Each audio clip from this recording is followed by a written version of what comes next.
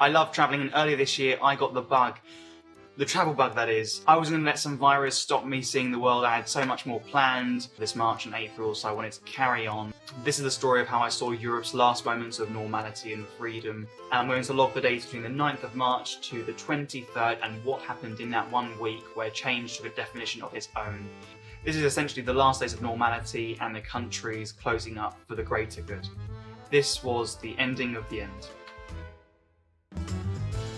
Monday the 9th of March, I went to Paris. I flew over with EasyJet. I knew that the whole situation was getting more serious because airlines like Flybe ended up going bankrupt. Things were becoming a bit more uncertain in the world. So I didn't want that to affect my travel plans.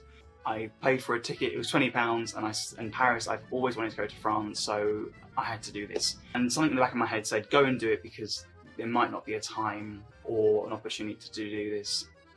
For a while. I got onto the EasyJet flight, fantastic cabin crew. Here's a beautiful shot of us when I was leaving the aircraft. It was really nice, cabin crew to cabin crew kind of relationship. It was a quick 40-minute flight, and that was the first flight I ever got on where there was a lot of free seats on that plane, I remember, and I had a whole row to myself, which means I could take some nice shots for filming and everything. On Tuesday the 10th of March, I went to the Louvre, did a walking tour, and went to the Ratatouille restaurant. First of all, on a walking tour, the tour guide was from Oxford. He was 26 years old, had a baby face, and I remember one of the other people being guided around. I met him.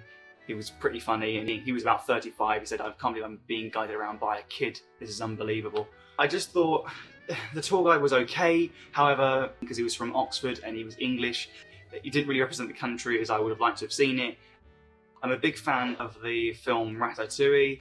Because it was based in Paris, there is a restaurant called the Tour d'Argent, which is translated to the Silver Tower, one of the most expensive restaurants. But it looks over the River Seine, and you can see the Notre Dame Cathedral right over there in the distance, quite close by.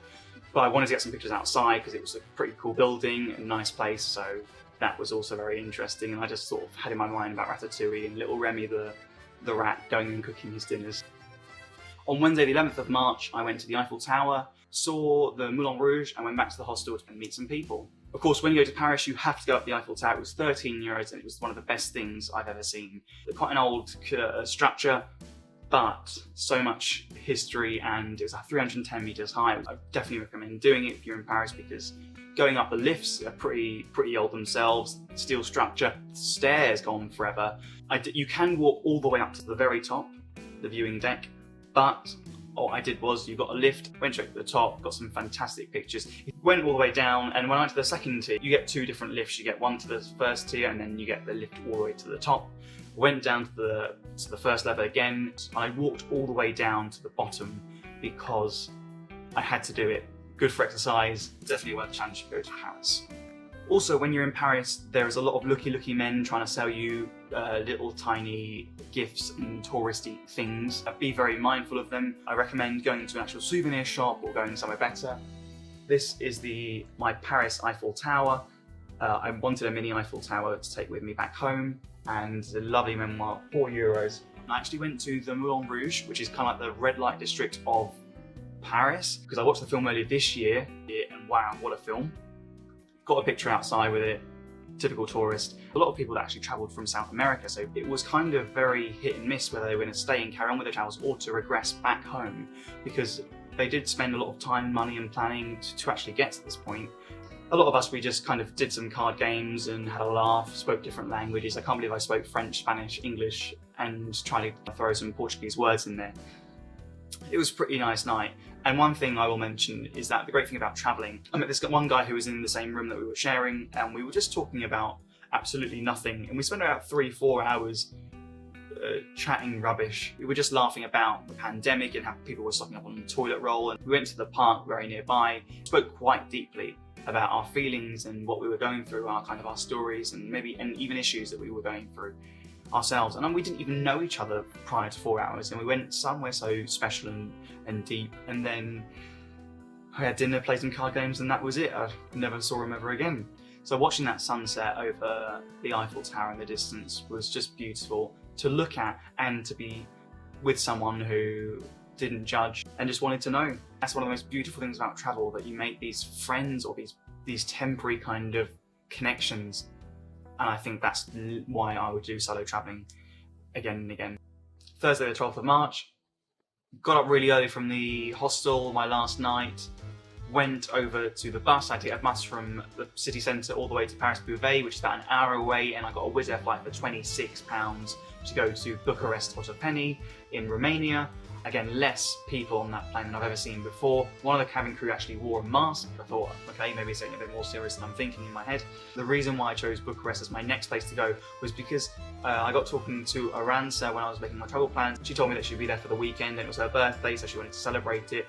On arriving to Bucharest airport, going through the customs, and pretty much everyone around me, as they were going through that control part, everyone wore a mask. I felt underdressed, really. Got to the outside, got on Uber, and I asked the Uber driver to take a picture of me because it was a beautiful sunny day. The travels continue. The story with Aranza and her friends coming over to Bucharest from Slovakia. As soon as they got on that plane to fly over, Slovakia closed its borders, which was the beginning of the stress and worry. That kind of worried me a bit, because if things were closing down around me, I thought maybe I should consider changing my flights back to Bristol a few days earlier, because my plan was to go from Romania over to Austria, stay there for 3 days, and then hop over on a bus, because it's next door to Slovakia, go over to Bratislava and spend a few days there, then head back to Bristol. Felt like this is probably one of the last countries I'm going to be in for maybe a while, so made the most of it. Saturday the 14th of March, the party still continues. So it was Aranza's birthday, and even though there was stress and worry about not knowing what was going to happen, what other countries were planning, the other governments were going to start doing lockdowns and whatever, we didn't have any control over that, so we just continued to have a good time, and we did. The special thing about me and Aranza's relationship, it's so warm, and she's one of those people you've got to look at and you just can't not smile. It's absolutely brilliant. We're singing our hearts out because, you know, the whole world's shutting down, let's enjoy the last moments. So things were pretty limited when we were in Bucharest. We couldn't really do that much apart from drink and have a good time. However, there was one lady who did do a walking tour, and trust me, all the tours were pretty much cancelled. There was nothing to do. She was absolutely amazing. She was the complete opposite of the tour guide that I had in Paris. She was from Bucharest. Her blood and soul breathed of Romania. And she was talking a lot about the post-communism era and how people felt after the whole situation, and kind of how democracy ended up becoming brought back into people's lives and having pride in their own country. The National Chocolate Company of Romania renamed their brand. This was a fantastic way to market the act of democracy, because once communism finished in Romania, people and young people had the ability to vote and to choose and make decisions for their own country.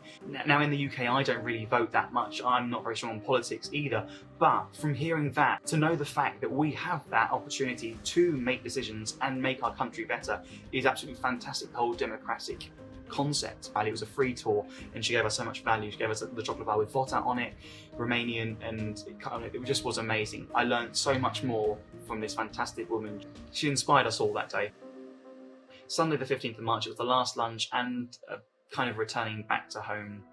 I've never seen the streets, the high streets everywhere in Bucharest completely dead. It was a ghost town. We got a taxi to the airport, which was hilarious because we ended up cranking the tunes up because a song came on, and it was fantastic. We ended up all singing and having a good time because, you know, what can you do when we all return back home? Again, when we got onto the plane, now this was the weirdest thing. There was 15 people. Me, Rianne and Naransa, we all sat in the front rows like first class weirdos, and we were loving life. One of my dreams was always to get a photo shoot on a plane. You can't really get that because all the seats are really close together and small. However, we got the front row, and on the other side that was free as well, so me and Aranza ended up having a little photo shoot, and that's why my YouTube banner is me looking outside the window and maybe inspiring me to start a YouTube channel, who knows. Well, it worked out. I used the Honor 20, my phone, and it was fantastic photography, absolutely love it.